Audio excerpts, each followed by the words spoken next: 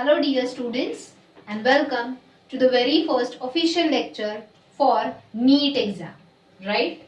Now students, you have taken admission in 11th standard and obviously you are attending NEET lecture means you have taken B group, that is biology.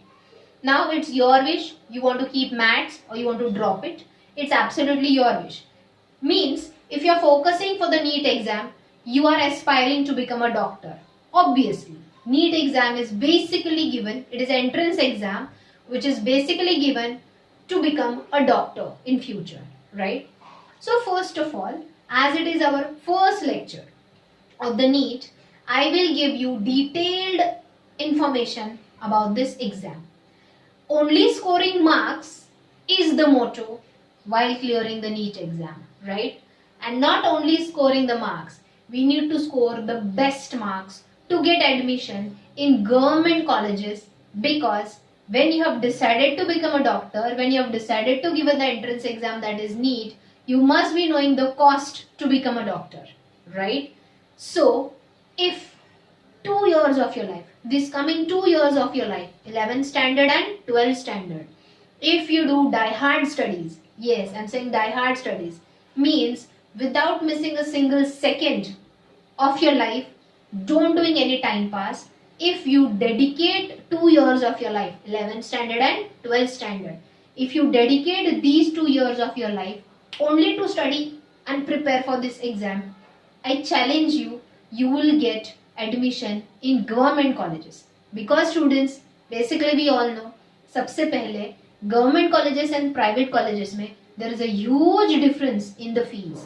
मतलब government college में अगर 30 to 40,000 में तुम्हारा MBBS का एक साल होता है, तो वही private college में it goes around 3 to 4 lakhs. एक जीरो बढ़ जाता है, लेकिन वो एक जीरो कितना डिफरेंस है, 30 to 40,000 किधर और 3 to 4 lakhs किधर. I am just giving an example. ऐसे भी प्राइवेट कॉलेजेस है डॉक्टर्स बनने के लिए, वहां पे तो ईयरली फीस 7 to 8 lakhs से भी ज्यादा है. So what you want? You want your parents to spend the money, or you want to become a doctor on your own abilities, on your own potentials? That is absolutely your decision. Now before talking about this fees and all that, let us start with the beginning. सबसे पहले हम लोग NEET exam दे रहे हैं तो उसका full form तो पता होना चाहिए. So what is NEET? It is an entrance test which is having the full form national eligibility cum entrance exam. Means whether you are eligible to become a doctor. क्योंकि जो ये exam clear करते हैं, they only get admission in the colleges where the doctorate studies are taught. Okay, so full form is National Eligibility Cum Entrance Exam. And see here,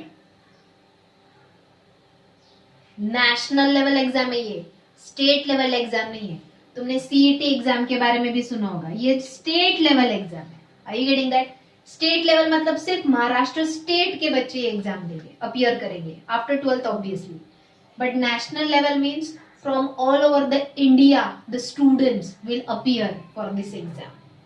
okay, at the end I will tell you the calculations कि हमारे पास private colleges बहुत है और उनकी fees भी बहुत ही ज्यादा है. गवर्नमेंट कॉलेजेस लिमिटेड है और गवर्नमेंट सीट्स भी लिमिटेड है. Are you getting it? So we have to try in such a way that we will get admission in government college only. So, full form I hope everyone understood. Now, in which field you can take your education after clearing the NEET exam? Clearing with a good score obviously.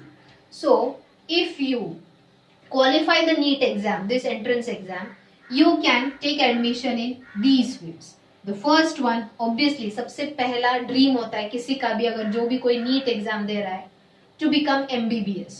What is MBBS? Bachelor of Medicine and Bachelor of Surgery. MBBS course is about 5 to 5.5 years of course होता है. 5.5 साल, 5 या 5.5 साल का ये MBBS का course होता है, जिसमें के जो फर्स्ट 4 years है, और I just take it a round off 5 years का कोर्स है. The first 4 years you have to do theories, मतलब पूरा कॉलेज में पढ़ाते हैं ह्यूमन बॉडी के बारे में. पहले 2 साल, in this 4 years, the first 2 years you are taught about each and every cell of the body, not only cell, organ, nerve, blood, everything. First 2 years you are taught about entire human body related diseases related to it, disorders related to it. The remaining 2 years you are taught about the medicines which we can use to cure those diseases.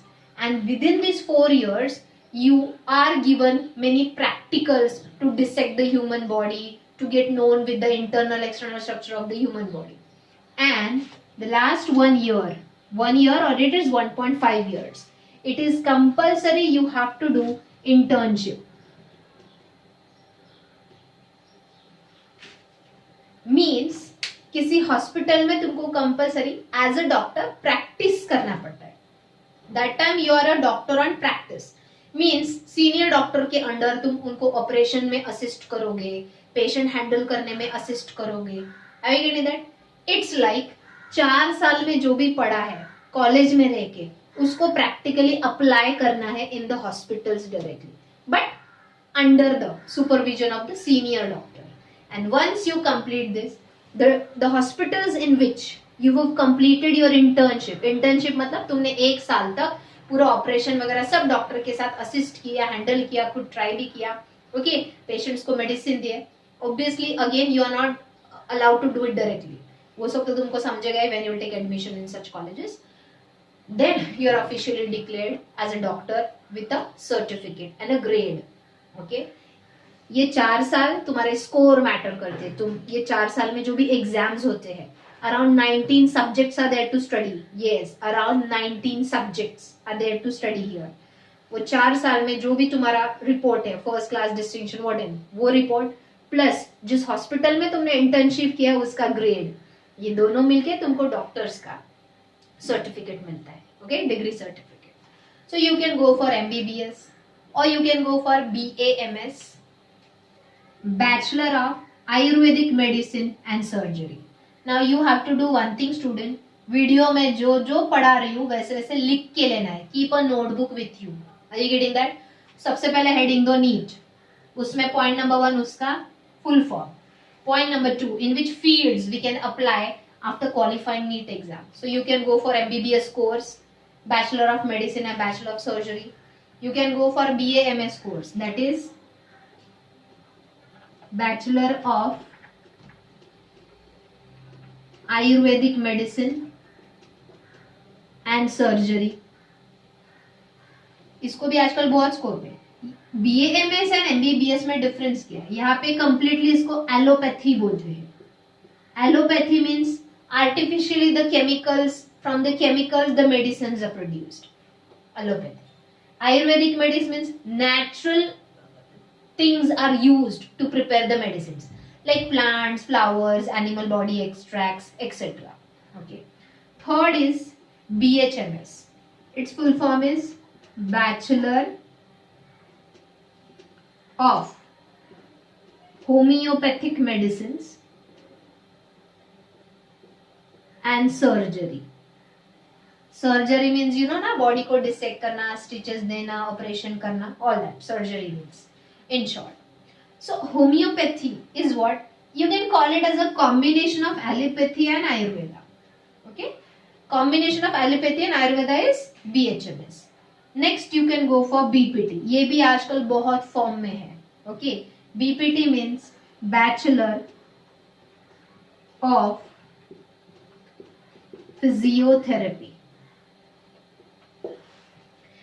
Major accidents के बाद patient 15-20 1 महीने तक coma में चला जाता है, bodily movements नहीं हो पाते, या even you know paralysis, a brain disorder, right? Brain के कुछ पर्टिकुलर टिश्यूज डैमेज हो जाते हैं तो पैरालिसिस हो जाता है, बॉडी का पर्टिकुलर पार्ट मूवमेंट नहीं कर पाता प्रॉपरली. तो physiotherapy, these are different kinds of massage of the body parts. Special pressure points are activated and rejuvenated for the proper bodily movements. Okay, इसको भी बहुत स्कोप है क्योंकि majority patients nowadays go for physiotherapy instead of taking medicines and bring about or rejuvenating the body cells. The people go for physiotherapy also. Okay, so these are the 4 main courses. One more I forgot to write here. BDS. Bachelor of Dental Science. Are you getting that? Bachelor of Dentistry or Dental Science and Surgery. Means यहाँ पे जो dentist होते हैं, doctor specially for teeth related problems, gums related problems, are the dentist. So these are the main courses after qualifying the NEET exam. Other than that, you can also go for allied courses. Allied courses means which are relevant to medical field, such as Bachelor of Neuroscience. इसको भी बहुत scope है. Bachelor of neuro science अगर ये किया, ये special colleges Delhi में, बैंगलोर में है इसके लिए. Okay, if you complete your bachelor's degree in neuro science, मतलब इट इज अ 3 years कोर्स. In the 3 years you are taught only and only about the human brain and the nervous system. Getting that? तो इनको भी बाहर के countries में बहुत high scale salary है. Not only that, in India also there are many hospitals. You can here work as a psychologist. Brain का doctor. See psychologist मतलब पागलों का डॉक्टर नहीं है. Please come out of this misconception. पागलों का doctor नहीं. Psychologist means brain related problems का डॉक्टर. टेंशन है, स्ट्रेस है, something is happening with you but you are not able to openly say about it, then you go under trauma, you go under mental stress, then a doctor takes you out of it by giving medicines as well as by vocal treatments, right? One-to-one talk treatments. So these are the fields in which you can enter by qualifying the NEET exam. Understood students? So I hope you understood तुम्हारे लिए scope क्या क्या है. And never to think that अरे MBBS ही सबसे भारी है, BHMS में इसको वैल्यू नहीं. It's not like that. Let me give a simple example.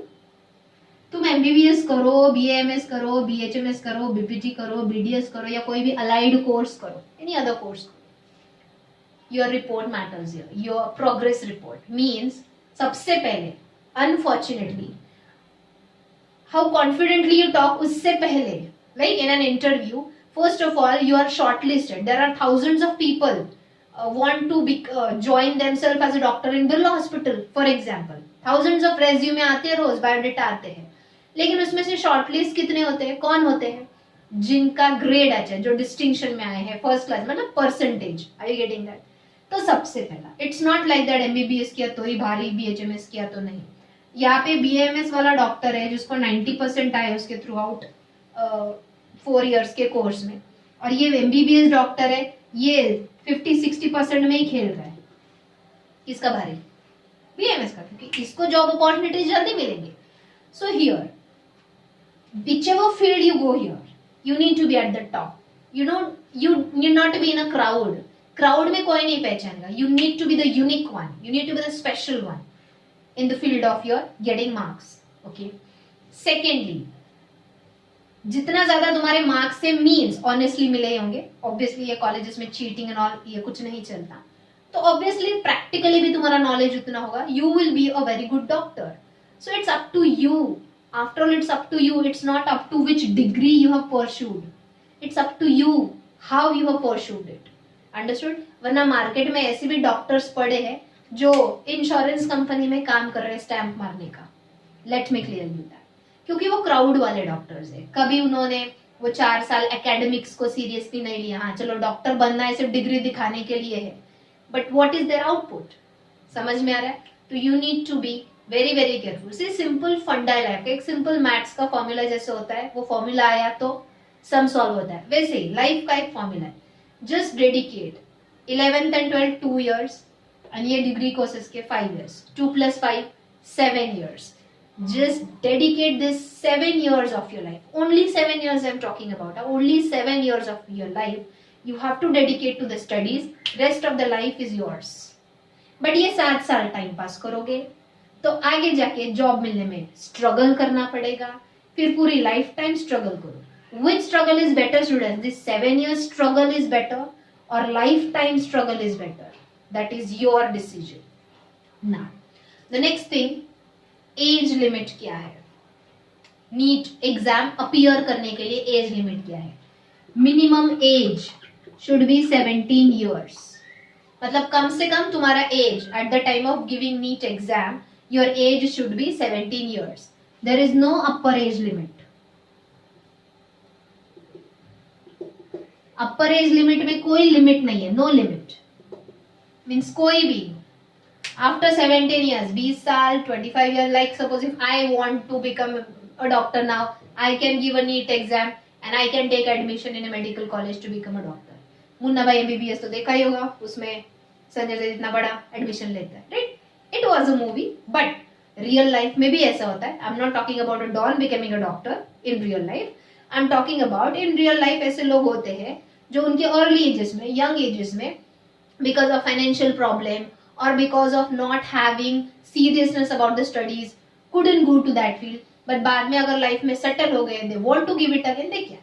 So minimum age limit for giving NEET exam is 17 years and upper age limit is no age limit for that. You can give it any time. And one more thing, you can give this exam number of times you want.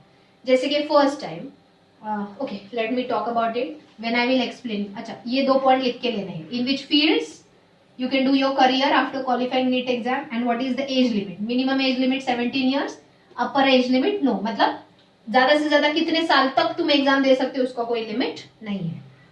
The next point which we'll discuss now is exam pattern.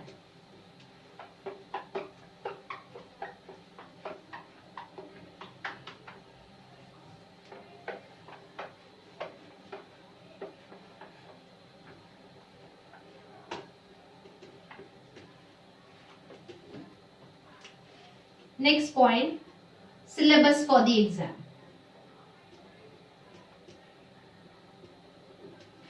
So here you're going to have the syllabus of 11th standard and 12th standard, full syllabus, including 3 subjects of 11th and 12th. Biology सबसे पहले obviously, chemistry and physics. लिख के लो. So which exam is going to be there for NEET, which syllabus will be there for NEET exam? Biology, chemistry and physics के सारे chapters जो हमने 11th में पढ़ने वाले हैं और 12th में भी पढ़ेंगे. मतलब 11th and 12th का full syllabus including biology, chemistry and physics will be there. No maths questions because we are talking about the medical field. When we talk about the engineering field, वहाँ पे bio नहीं होता, वहाँ पे maths, chemistry and physics होता है. Means you can see here chemistry and physics is needed in both the fields. Medical field as well as engineering field. Okay. Now, exam pattern.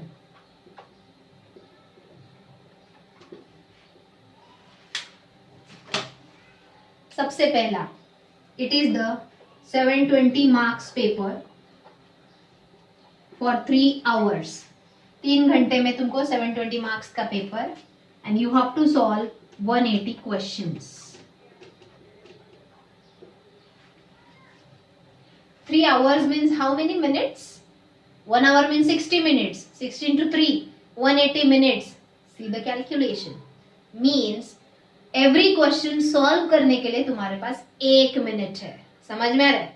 वो 1 minute में तुमको question plus options read करना है. As you know, NEET is a MCQ test. It is a multiple choice question type of test. And इतने easy नहीं होंगे कि एक लाइन में क्वेश्चन, एक एक वर्ड में 4 ऑप्शन रीड करके खत्म. क्वेश्चन रीड करने में ही कम से कम 10 से 15 सेकेंड लगते हैं. अब ये तुम्हारे अंडरस्टैंडिंग लेवल पे तुम कितने सेकंड में उसको समझ रहे हो, कितने सेकंड में उसको अटेम्प्ट कर रहे हो. Are you getting that? So see 180 questions, 180 minutes, 720 marks. You have to solve it accordingly. Next thing, अब ये जो 720 मार्क्स है, how they are divided? They are divided as 360 marks for biology questions. Yes, 720 में से जो half है, 720 का half, 360 marks के क्वेश्चंस बायोलॉजी पे आते हैं, that is botany and zoology. Then 180 marks के क्वेश्चन आते हैं केमिस्ट्री पे, chemistry syllabus including both 11th and 12th के चैप्टर्स. एंड 180 मार्क्स के क्वेश्चंस आते हैं, क्या बचा?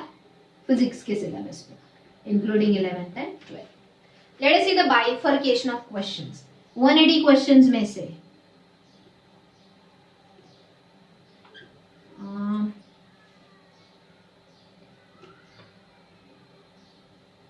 45 questions from botany, 45 questions from zoology, 45 questions from chemistry and 45 questions from physics. Total 180 होता है क्या? या 90 प्लस 90. ओके, अब यहाँ पे let me make a star over here, क्योंकि लास्ट ईयर जो एग्जाम हुआ उसके लास्ट ईयर जो एग्जाम होता है ऐसे ही बात है. यहाँ पे कोई चेंजेस नहीं. 45 questions on chemistry and 45 questions on physics, इसमें कोई चेंजेस नहीं. बट यहाँ पे वेरिएशन हो सकता है, जैसे कि last year, I write it with red pen purposely. Last year zoology पे 40 क्वेश्चन आए थे, मतलब इधर कितने आए होंगे बॉटनी पे? 50. Are you getting me? यहाँ पे स्लाइट वेरिएशन है, but total number of question में there will be no variation. मतलब 90 questions out of 180, 90 questions will be on biology only, and remaining 45 plus 45 will be chemistry and physics. तो ये star mark मैंने इसलिए किया, यहाँ पे स्लाइट वेरिएशन हो सकता है. शायद ये साल जूलॉजी पे ज्यादा क्वेश्चन डाले और बॉटनी पे थोड़े कम डाले, it depends. But students, if you see here, majority marks, majority weightage is on biology syllabus. तो जब हम नीट एग्जाम के लिए प्रिपेयर कर रहे हैं, we need to focus more on biology. Okay, I hope ये सब लिख के लिया होगा. So this is your exam pattern, और इसमें पॉइंट्स हमको पढ़ने हैं. First write it down. Understood till here? Now the next point, each correct answer will give you +4 marks. Yes, एक एमसीक्यू तुमने अटेम्प्ट किया, करेक्ट आया, directly 4 marks. It's not 1 mark for 1 question, it's directly 4 marks for 1 question. इसलिए देखो 180 questions into 4 is equal to 720. समझ में आ रहा है? So each correct answer, if you attempt a correct answer, it will give you +4 marks. But each wrong attempt, मतलब तुम्हारा answer correct नहीं आया, विल गिव यू -1. मतलब there is a negative marking system here.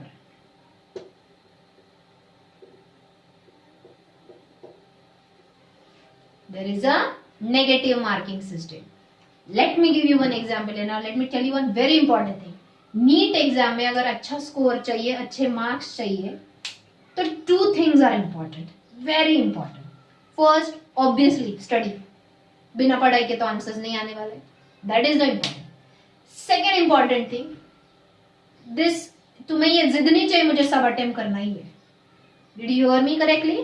मुझे सब attempt करना है, ये जिद मत करो. जो आंसर नहीं आ रहा है बिल्कुल भी अटेम्प्ट मत करो. क्यों? Late me give you example. Suppose out of 180 questions you could attempt 100 questions. 100 questions attempt किए तुमने, ऊपर के 80 क्वेश्चंस नहीं आ रहे. ठीक है, चलो नहीं आ रहे, छोड़ दो. अंदाज से मत करो 10, 20, 30, 40 हाँ करेक्ट, ABCD ये करेक्ट. नहीं, don't do that. What will happen? See, तुम्हारे 100 आंसर्स करेक्ट आए, सो इनटू 4, क्योंकि ईच क्वेश्चन कैरी होगा. तो तुम्हारा स्कोर क्या आया नीट का? 400. ठीक है, अच्छा है. नीट एग्जाम में 400 या 400 अबव जाना भी is a good achievement. Okay, out of 720. अब 400 आए, लेकिन बचे जो 80 क्वेश्चंस थे, तुमको लगा नहीं बाबा मैंने 100 ही क्वेश्चन अटेम्प्ट किए, 80 क्वेश्चंस, इतने सारे क्वेश्चंस कैसे छोड़ दूं? तो तुमने उसमें से चलो 30 क्वेश्चंस या 50 क्वेश्चंस अटेम्प्ट किए अंदाज से, या लगा तुमको हाँ ये करेक्ट होगा, ऐसे 50 अटेम्प्ट किए, लेकिन वो 50 सारे के सारे रॉन्ग आए. रॉन्ग आए ना, तो तुम्हारा टोटल में से -50 हो गया. -50 स्कोर क्या हो गया? 350. मतलब जो तुम्हारा स्कोर 400 हो सकता था, तुमने अपने आप उसको कम कर दिया 50 रॉन्ग अटेम्प्ट्स करके. नहीं आ रहा है ना आंसर, अटेम्प्ट मत करो, तुम्हारा स्कोर कम होते जाएगा. Are you getting me? कितने तो स्टूडेंट्स ऐसे होते हैं जिनको मार्क्स ही नेगेटिव में आते हैं.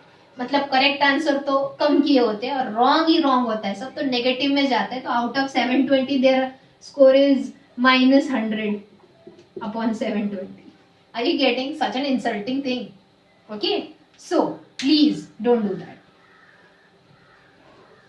तो जो आ रहा है, the answers about which you are sure, please attempt that only. Don't go to attempt those answers which are not sure about. It can directly reduce your score. Let me tell you, मैंने यहाँ पे तो 50 बोला है, एक एक marks के लिए तुम्हारा गवर्नमेंट कॉलेज में से नंबर निकल जाता है। मेरिट लिस्ट सुना ही होगा इसके बारे में, अभी 11th में तुम वो फेस कर ही रहे होंगे। 10th स्टैंडर्ड के परसेंटेज के ऊपर तुम्हारा मेरिट लिस्ट लगेगा और उसके ऊपर तुमको 11th में जो कॉलेज चाहिए उसमें एडमिशन मिलेगा, राइट? वैसे ही मेरिट लिस्ट होता है, एक एक मार्क के डिफरेंस से तुम्हारा परसेंटाइल कम होता है। What is percentile, that will also study. Okay, so I hope you understood clear. इतना सब लिख के लो नोटबुक में। What is the syllabus for the exam full, remember this. मतलब तुमको सीईटी के लिए 12th के बाद प्रिपेयर नहीं करना है, अभी डे 1 से प्रिपेयर करना है। जितना भी हम 11th स्टैंडर्ड में पढ़ेंगे बायो केमिस्ट्री फिजिक्स, जितना भी हम 12th स्टैंडर्ड में पढ़ेंगे bio chemistry physics, everything you have to remember here. Okay, now the next thing will go, each correct answer will give you +4 marks and each wrong answer will give you -1 mark. That is negative marking system. Now we will talk about tiebreaker criteria.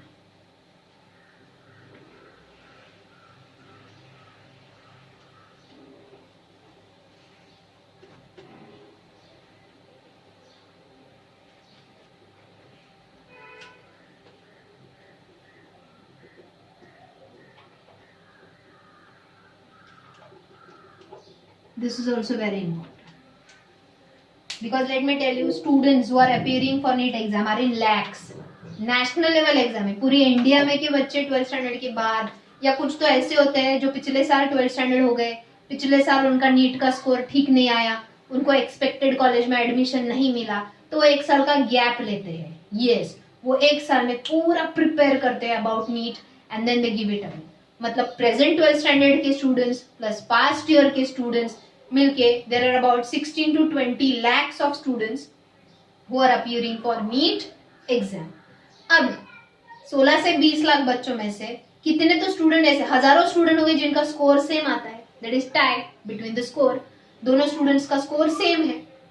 सो ऐसे condition में किसको particular college में merit list के हिसाब से admission दे, क्योंकि दोनों का स्कोर तो सेम ही है।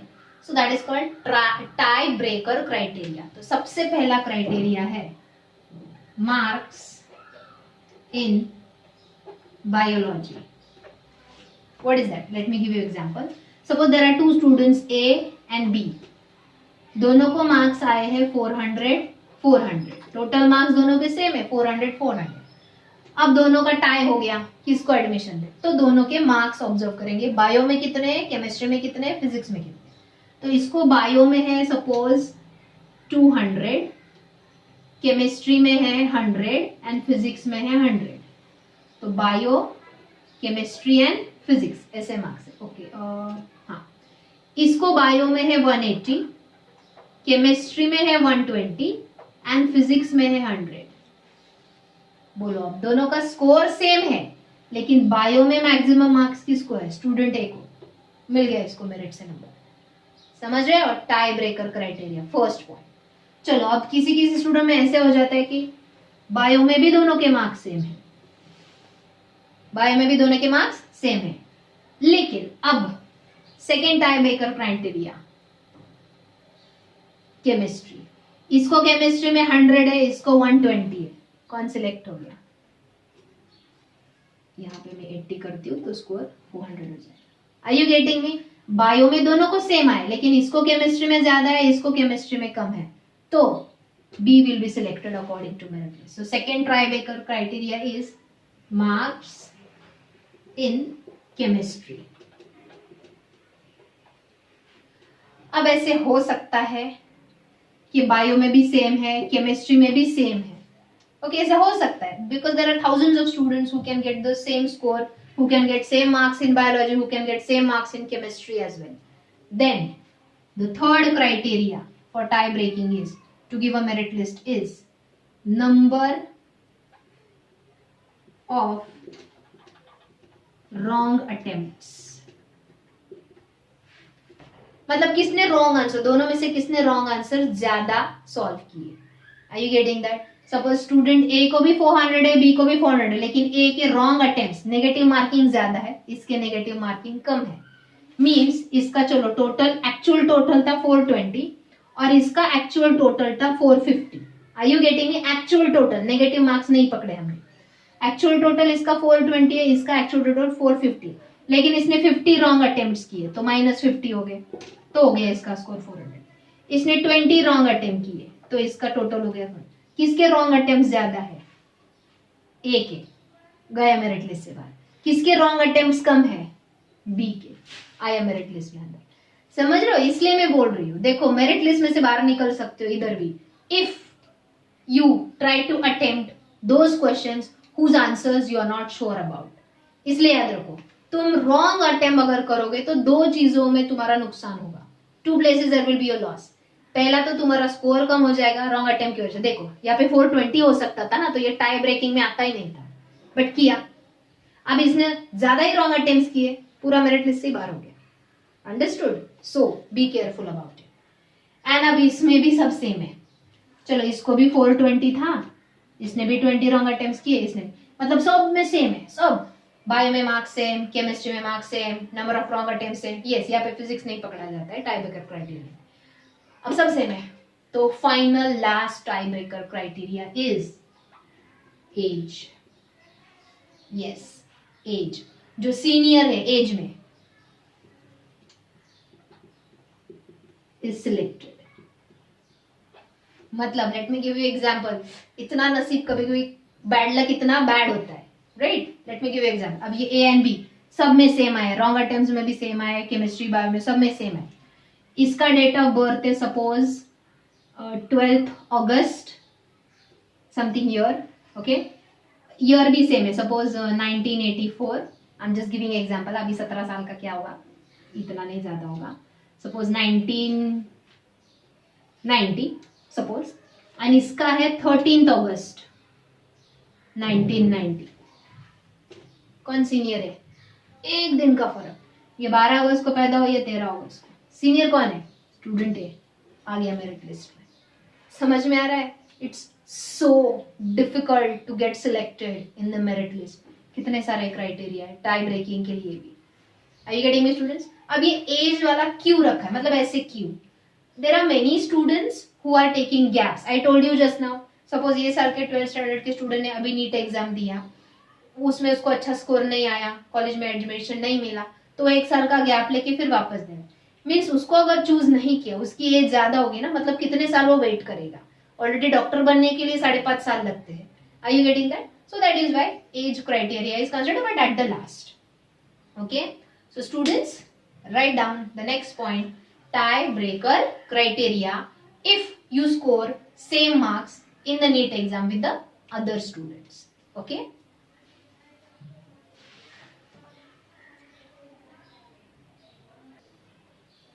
Okay students, now the next thing and the most important thing, हमारे सामने क्वेश्चन पेपर है, हमको मैक्सिमम क्वेश्चन के आंसर्स भी आ रहे हैं, बट वो आंसर्स नीट एग्जाम में लिखने कैसे है, that is the most crucial part of scoring marks in NEET exam, because majority students fail here. You don't have a regular answer sheet to write the options of the NEET exam. You have a special sheet of a paper that is called OMR sheet, whose full form is Optical Mark Recognition. What is the full form? Optical Mark Recognition.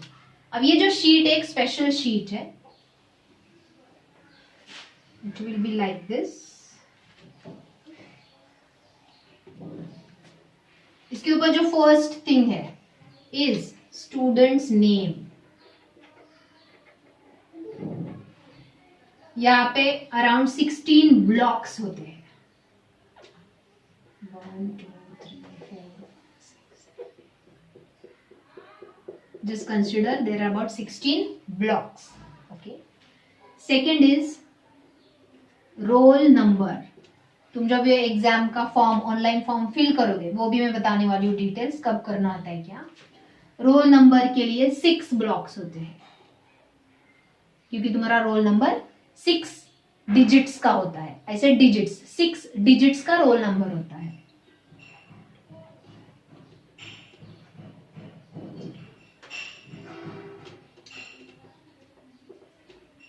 Okay, and last में होता है centre number 4 digits का।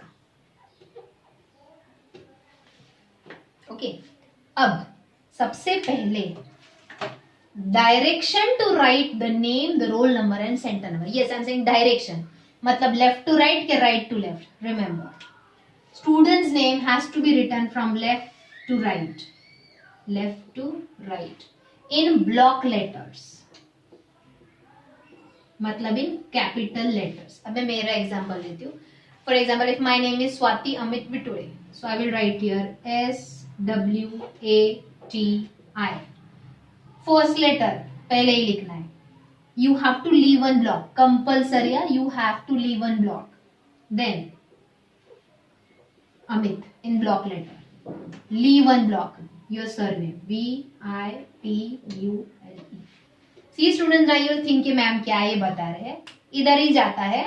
यही पहला page तुम ढंग से fill नहीं करते हो तो ऑप्टिकल मार्क रिकग्निशन, ये जो पेपर है ना, ऑप्टिकल मतलब कंप्यूटर पे स्कैन होके ये पेपर चेक होता है, मैन्युअली चेक नहीं होता बाय अ टीचर, क्योंकि 180 क्वेश्चंस कब ऑप्शन ABCD चेक करते बैठेंगे, इट्स नॉट इजी। तो ये जो OMR शीट है वो कंप्यूटराइज स्पेशल मशीन होता है OMR शीट स्कैन करने के लिए, उस पर रखा जाता है, वो स्कैनिंग होता है एंड इमीडिएटली तुम्हारे मार्क्स कितने आए वो कंप्यूटर में पहले डेटा फीड किया जाता है, कौन से क्वेश्चन का करेक्ट ऑप्शन क्या, उस हिसाब से करेक्ट इंटू 4, रॉन्ग इंटू जो भी है माइनस, वो टोटल तुम्हारा निकाला जाता है। ओके, तो इधर कुछ भी गड़बड़ हुई कंप्यूटर तुम्हारे ये शीट को रिजेक्ट कर देता है, कंप्यूटर एक्सेप्ट ही नहीं करता, गए तुम्हारा फिर सारे एफर्ट्स पानी में। Okay, so please pay attention here how to fill it. So यहाँ पे तुमने लिखा, so you have to write the students name from left to right, roll number you have to write from right to left. Are you getting that? Suppose my roll number is 002824. Suppose ये है, तो right to left इधर लिखना है, last digit 4, फिर 2, फिर 8, फिर 2, फिर 0 and 0. समझे? Follow this strictly. Center number. Suppose center number है 0102. Suppose I'm just giving example. So this also should be written from right to left. देखो ये ऐसे कैसे तुम्हारे नोटबुक में ड्रॉ करो, पहले मुझे एक्सप्लेन कर दो। अब यहाँ पे ना तुम सिर्फ इधर ही ध्यान दो and then you write it down in your notebook. And this also same like this, last digit last 0 1 0। समझे? इधर ही काम खत्म नहीं हुआ। अब इंपॉर्टेंट इसके नीचे है, इसके नीचे वाला ढंग से किया तो ही कंप्यूटर तुम्हारा ये OMR शीट एक्सेप्ट करेगा, चेक करेगा, मार्क्स डिक्लेयर करेगा, वरना रिजेक्ट, डायरेक्टली रिजेक्ट। अब ये जो स्टूडेंट नेम, रोल नंबर और सेंटर नेम है, इसके नीचे सबसे पहले टेल अबाउट दिस, अल्फाबेट्स होते हैं 26, ऐसे स्टैंडिंग लाइंस होते हैं 26। Are you getting that? A to Z I mean to say. So A B C D E dot dot dot A to Z dot Z, याद रखो A to Z। अब यहाँ पे स्पेस नहीं, मैंने थोड़ा शॉर्टकट में लिखा। सेम हियर, हर ब्लॉक के नीचे, आर यू गेटिंग दैट? ऐसे मैंने बोले 16 ब्लॉक्स है, उसके नीचे ये 26 लेटर्स, ना देयर आर 26 अल्फाबेट्स। तो यहाँ पे भी suppose A B C D E F G H ऐसे Z तक। सपोज यहाँ पे भी A B C D, below every block, याद रखो, below every block there are 26 alphabets and they are in circles like this. Are you getting me? ऐसे circle के अंदर वो लिखे होते हैं। Now you have to fill your OMR sheet with black pen, ball pen or dark HB pencil. अब NTA, national testing agency. पहले क्या होता था, CBSE बोर्ड डिसाइड करता था सारे rules and regulations about NEET exam and JEE exam, but अभी एक स्पेशल कमिटी हायर किया है, अपॉइंट किया है, जिसको बोलते हैं नेशनल टेस्टिंग एजेंसी। तो इसके जो मेंबर्स है वो रूल्स एंड रेगुलेशंस डिसाइड करते हैं। जैसे कि लास्ट ईयर तक नीट का एग्जाम अगर देना है तो you are not allowed to use the pen, you are allowed to use the pencil.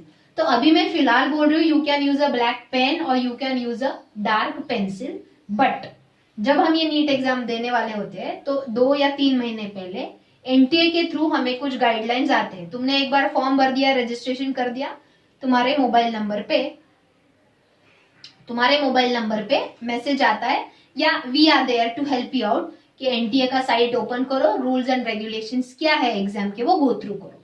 Okay, तो NTA एक्चुअली हमको गाइडलाइंस देता है that we are allowed to use a pen और a pencil whatever, but better thing जब तुम exam को जाओगे तो अपने साथ ब्लैक पेन भी रखो, ब्लू पेन भी रखो और डार्क पेंसिल्स तो 2-3 रखो, हर इसका सेट 2-2 रखो। Okay, so you have to darken the circle. अब सिर्फ इतना नाम लिख दिया मतलब तुम्हारा इंफॉर्मेशन फिल नहीं हुआ। अब सबसे पहले ब्लॉक में तुम्हारा लेटर क्या लिखा है तुमने, S, तो यहाँ पे नीचे S किधर है, इधर, तो इसको कंप्लीटली डार्क करो। तो ये तुम्हारा नाम है, इससे भी फिल करना है तुमको। यहाँ पे W है तो सपोज यहाँ पे W इधर आया, फिल करो। I am just telling you. Suppose यहाँ पे A है, अमित में A है तो पहला लेटर A फिल करो। यहाँ पे E है लास्ट में मेरे इसमें, तो E फिल करो। ऐसे पूरा नेम, अब मैंने यहाँ पे शॉर्टकट में दिखा है SWATIAMI, ये फुल। यहाँ पे जिस ब्लॉक के नीचे ये A to Z है उस लेटर के हिसाब से ही वो लेटर सर्कल करना है। Are you getting that? One more thing, ये जो सर्कल है बहुत ज्यादा भी डार्क नहीं करना है, बहुत फेंट भी नहीं करना है, क्योंकि ये जो ऑप्टिकल रिकग्निशन है ना कंप्यूटर पे, जो डार्कन एरिया है उसकी वजह से कंप्यूटर स्टिम्युलेट होता है और उसको पिक करता है और फिर आगे रिकग्नाइज करता है। तुमने बहुत फेंट अगर इसको शेड किया तो computer will not be able to recognise it. जरूरत से ज्यादा डार्क भी किया तो पीछे वाले पेज पे उसका इम्प्रिंट आ जाता है, so that also computer will reject. समझ में आ रहा है? तो whatever is required according to that, but shading करते वक्त सपोज तुमने ऐसे किया, ये एक एग्जाम्पल, मैं यहाँ पे 3 एग्जाम्पल दिखा रही हूँ।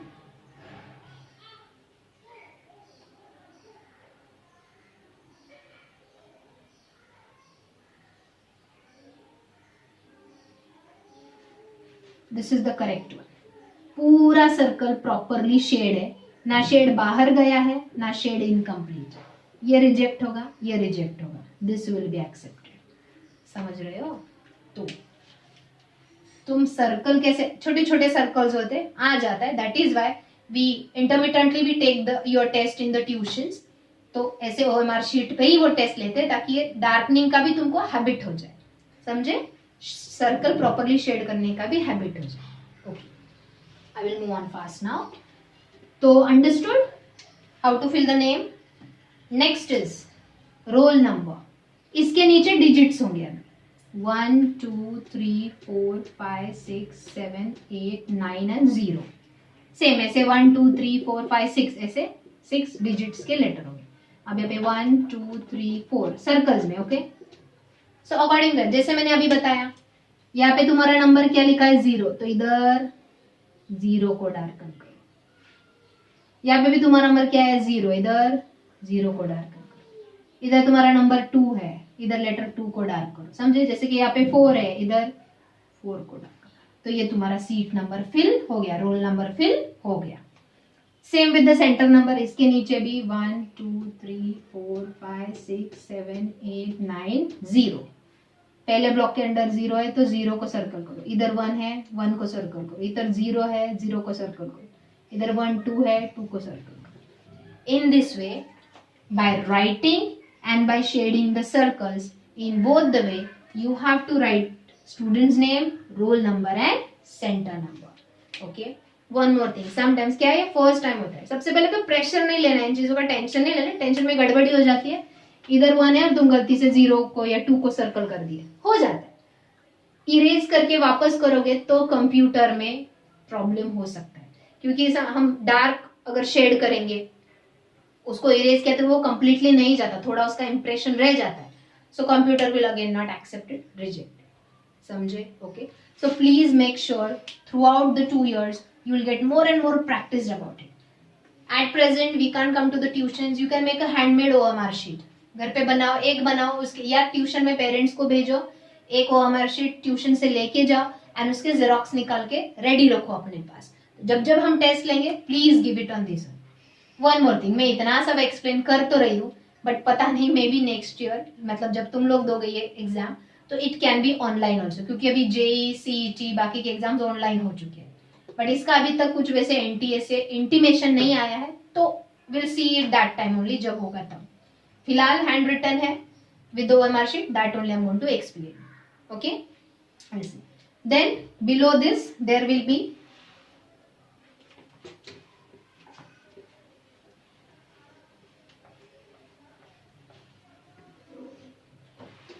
now suppose there will be like this questions, question number 1 2 3 4 ऐसे 180 questions होंगे, फिर यहाँ पे होगा A B C D, ऐसे हर क्वेश्चन के आगे 4 सर्कल्स होंगे। Every question will be carrying 4 options here with the circles. Now suppose तुम्हारा पहला क्वेश्चन का करेक्ट ऑप्शन है B, darken the option B. Suppose तुम्हारा फोर्थ क्वेश्चन का ऑप्शन D करेक्ट है, D को डार्कन, ये डार्कनिंग इज वेरी इंपॉर्टेंट, समझे? कंप्लीटली डार्क होना चाहिए, सर्कल के बाहर नहीं जाना चाहिए। ओके, अब many students what they do, suppose उधर करेक्ट ऑप्शन डी था लेकिन उन्होंने पहले सी चूज किया, फिर उसको कट करते, क्योंकि अगर पेन से अटेम्प्ट किया तो इसलिए एनटीए पेंसिल यूज करने बोलता है। बाय चांस ऐसी गलती हो गई तो इरेज करके एटलीस्ट चांस है वापस दूसरा अटेम्प्ट करने का। ओके, तो पेन से किया तो ये क्रॉस करके इधर करते, एक से ज्यादा सर्कल अगर शेडेड है कंप्यूटर उसको एक्सेप्ट नहीं करता, समझ में आया? वन मोर थिंग, अब सपोज सेकेंड क्वेश्चन है ABCD, तुमको इसका आंसर ही नहीं आ रहा है, leave it, don't attempt it. अगर तुमने इसको लीव कर दिया ना तो इसके +4 मिलेंगे ना तो -1 होगा, आर यू गेटिंग मी? लेकिन तुमको आंसर नहीं आ रहा है, अंदाज से तुमने ऑप्शन ए सर्कल कर दिया लेकिन करेक्ट ऑप्शन तो डी था, फालतू में -1 हो जाएगा, कंप्यूटर उसको एक्सेप्ट करेगा। Got it? तुमने खाली छोड़ दिया तो कंप्यूटर उसको कुछ भी सेंस नहीं करेगा, मतलब ना +4 होगा ना -1 होगा as per the answer. Understood students? Okay, so this is how you have to give your NEET exam with the OMR sheet. Understood? Okay, now what care you need to take with that? अब मैं यहाँ पे जो points लिख रही हूँ वो तुम भी लिख के लो। Do not put any scratches on it. Do not spill anything on it. गलती से ना इंक गिर गया या ऑयल लग गया, कुछ ऐसा नहीं करना है।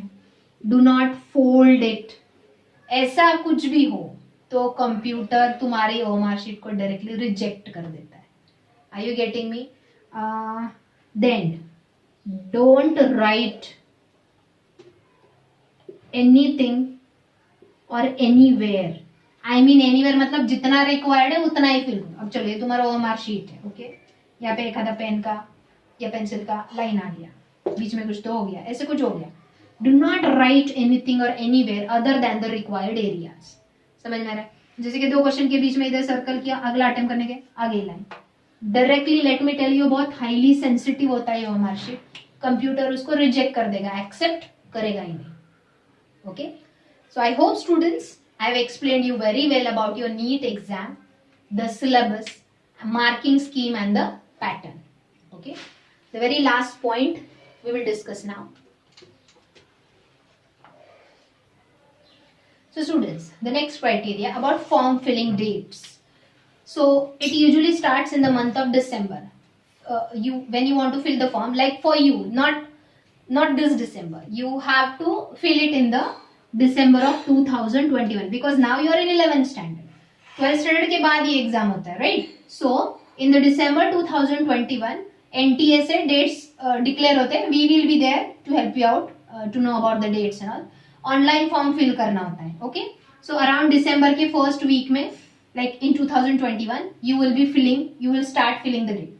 Deadline to fill the form, मतलब last date to fill the form in the month of January, जनवरी के भी first week तक. So ये 2022 जनवरी के first week तक होगा, okay? Because you will be the one to give the exam in 2022, okay?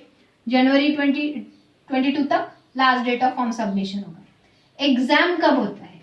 Let me tell you one thing. NEET exam is always held on the first Sunday of May month. मतलब in the year 2022, जो भी first Sunday होगा, that time will be your NEET exam. Timing afternoon का होता है 2 to 5 at many centers. Because national level exam है, there are lakhs of students appearing for it. Only this year due to corona pandemics, exam postpone होते गया है. अगर ये corona नहीं होता तो अब तक बच्चों का एग्जाम हो चुका होता, रिजल्ट भी डिक्लेयर हो जाता. Okay, now while filling this online form, which documents are required? You need the scanned copies of. Yes, मतलब जब तुम फॉर्म फिल कर रहे हो, तुम्हारे साथ पासपोर्ट साइज फोटो होना चाहिए, तुम्हारा सिग्नेचर क्या हुआ चाहिए, और एक पेज पे लेफ्ट हैंड थंब का इंप्रेशन चाहिए. आई ना, वो ब्लू इंक से लेते हो. ये सब स्कैन करके वो फॉर्म में फिल करना होता है. Understood? So these are the details about the exam and the required documents. Okay. The next 2 points are students, मैं तुम लोगों को अभी now today I will stop here. अब सिर्फ 2 points रह गए हैं. I am going to tell you about the NEET statistics. Statistics मतलब 2018 में and 2019 ये 2 साल के मैं statistics बताने वाली हूँ. That how many lakhs of students appeared for the exams and from which how many could pass. Simple example देती हूँ. 2019 में अराउंड 14 लाख स्टूडेंट्स, अराउंड बोल रही हूँ मैं, आगे का थाउजेंड्स का नंबर में नहीं बता. Around 14 lakh students appeared for the NEET exam, out of which only around 7 lakh students could qualify it. मतलब सिर्फ आधे स्टूडेंट्स ये एग्जाम क्वालिफाई हो पाए, बाकी के तो मतलब क्वालिफाई भी नहीं हो पाए. जितना रिक्वायर्ड मिनिमम स्कोर लगता है उतना भी नहीं ला पाए. Got it? Then from after qualifying the exam you get the percentile on 2 bases. Percentile on the basis of your marks and percentile on the basis of your rank. Rank matlab, suppose there are 6 lakh students who have qualified the exam, जिसमें से तुम्हारा rank 58 आया है. मतलब 6 lakh student में तुम्हारे जो marks का पोजीशन है वो तुम्हारा 50th रैंक आया है. तो मार्क्स के हिसाब से एंड रैंक के हिसाब से, दोनों हिसाब से परसेंटाइल कैसे कैलकुलेट करते हैं, but that I will tell you in the next lecture. One more thing, it was an introductory lecture. I have told you many important information about the NEET exam, so I hope you understood it. Now other than NEET, there are 2 more exams. By giving those 2 exams also you can get admission to do doctor, to pursue MBBS in a very reputed colleges and demanding colleges. Yes, वो college में से भी अगर तुमने तुम्हारा doctorate complete किया ना, मतलब सिर्फ तुम्हारे डिग्री पे वो कॉलेज का नाम देख के जॉब मिल जाता है अच्छे अच्छे हॉस्पिटल्स में. राइट, एम्स एंड जिपमर ये 2 एग्जाम्स है, तो उनके बारे में भी मैं इंफॉर्मेशन नेक्स्ट लेक्चर में दूंगी. And I will start with the first chapter of NEET also, that is the fundamental unit of life, cell. क्योंकि रिसेंटली हमने रेगुलर लेक्चर में सेल चैप्टर ही खत्म किया है, तो माय क्राइटेरिया इज जो चैप्टर मैं पहले रेगुलर लेक्चर में कंप्लीट करती हूँ वही मैं नीट सेशन में होती, क्योंकि रेगुलर में ऑलरेडी हम 30% पढ़ चुके होते हैं, रिमेनिंग 70% पढ़ चुके होते, रिमेनिंग 30% जो एक्स्ट्रा होता है knowledge with respect to NEET exam, वो हम इमीडिएटली कवर करते हैं. फिर समझ में आया? So I hope you understood many things about the NEET exam in today's lecture. And one more thing, feel proud about yourself students, because you're going to give the national level exam, a very, like in this corona pandemics you must have seen that doctors are like more than a god for the people now. It is such a divine profession which you want to pursue, but fruits will be sweet, but you need to take a bitter efforts. जितना efforts लोगे उतना fruitful होगा तुम्हारा result and तुम्हारा future and तुम्हारा career. Okay students, so I will stop here today. All the best. Now only I am telling you because right now from today till the next 2 years we will be focused about our NEET exams. Thank you.